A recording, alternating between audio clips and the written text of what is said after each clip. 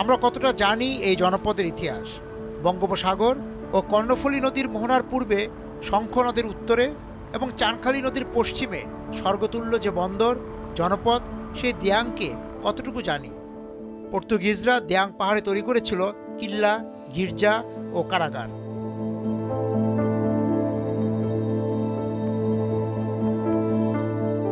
দিয়াংয়ের বন্দর গ্রামে চাঁদ সওদাগরের ব্যবসা ছিলেন তিনি সপ্তডিঙ্গার মালিক।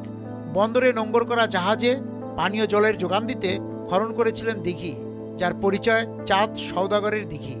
এই দিঘি ঘেঁষেছিল চাটিগাঁও দুর্গ, দুর্গের পাশে দিয়াং কারাগার।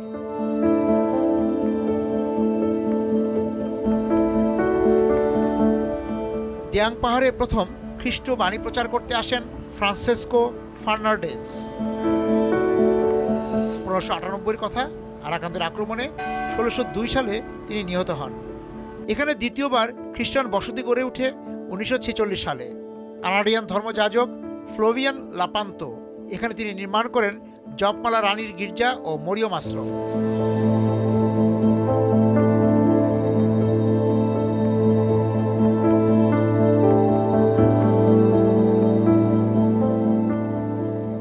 ভালো আছেন?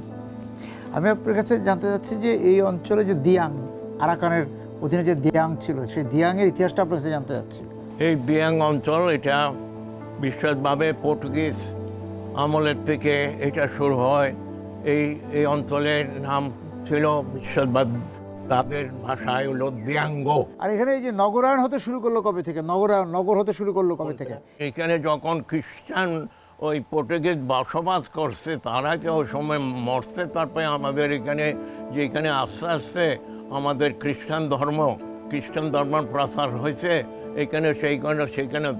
এখানে তো নদীর ওই পার থেকে পর্যন্ত তারা আসিয়ে এখানে তাদের ধর্মকর্ম পর্যন্ত তারা করছে।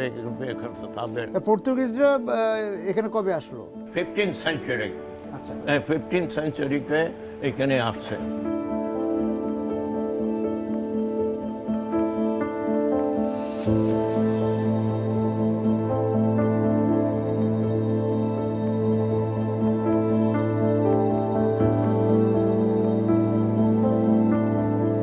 প্রকৃতিকন্যা দিয়াং, প্রকৃতির অলংকার ধীরে ধীরে খসে পড়ছে, হয়তো নগর ও শিল্পায়নের ছল চাতুরিতে।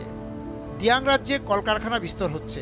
আমরা একটি রপ্তানি প্রক্রিয়াকরণ এলাকা পেরিয়ে যাচ্ছিলাম, প্রাকৃতিক রূপ উপভোগ করেই। এই অঞ্চলে হাতির দাপটের হাড্ডাক ছড়ানো আছে। গল্প হচ্ছিল হাতির বীরত্ব নিয়ে। তখনই হ্রদের জলে হাতি আর বকের মিতালির দৃশ্যকাব্য। থামো থামো থামো।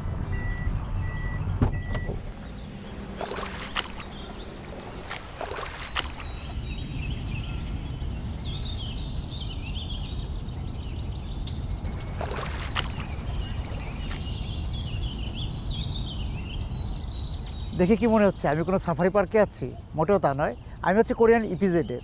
এই ইপিজেডের পরিবেশটি এরকম যে এখানে আমরা এসে যখন এই কোরিয়ান ইপিজেডে হাঁটছিলাম, ঘুরছিলাম, দেখছি, কিন্তু সবচেয়ে আশ্চর্যের বিষয় হচ্ছে আমরা একটি হাতিকে পেয়ে গেলাম। এই আমার পিছনে দেখা যাচ্ছে এই হাতি, এবং এই কোরিয়ান ইপিজেডে 6-7টি হাতি আছে, এবং এই 6-7টি হাতি নিয়ে স্থানীয় সাধারণ মানুষের সঙ্গে একটা দ্বন্দ্ব চলছে। স্থানীয় সাধারণ মানুষ বলছে যে হাতিকে এই এলাকা থেকে, এই পাহাড়ি এলাকা, এই আনোয়ারার এই কোরিয়ান ইপিজেড একটু পাহাড়ি এলাকা, এখান থেকে সরিয়ে নিতে হবে, কারণ এই হাতি কখনো কখনো সাধারণ যে বসতি সেখানে ঢুকে যাচ্ছে। এবং তাদের দাবি, এবং তারা এটা নিয়ে ছোটোখাটো একটা আন্দোলনের মতো হয়েছে যে হাতিগুলোকে কেন বন বিভাগ সরিয়ে নিচ্ছে না। কিন্তু বন বিভাগ বলেছে না, হাতি তার এই যে একটা অভয়ারণ্য, সেই অভয়ারণ্যেই হাতি থাকবে, এবং আমরাও এই হাতিকে পেয়ে গেলাম। এবং নিশ্চয়ই দর্শক আপনারাও চান, আমরা যারা পথে প্রান্তরে ঘুরে বেড়াই, আমরাও চাই যে এরকম একটি পরিবেশ থাকুক, এবং হাতি তার একটু নিজস্ব যে বসতি, সেই বসতিতেই থেকে যাক। বিকাশে কম খরচে ক্যাশ আউটের লিমিট বেড়ে 50,000, প্রিয় এজেন্টও 2টা।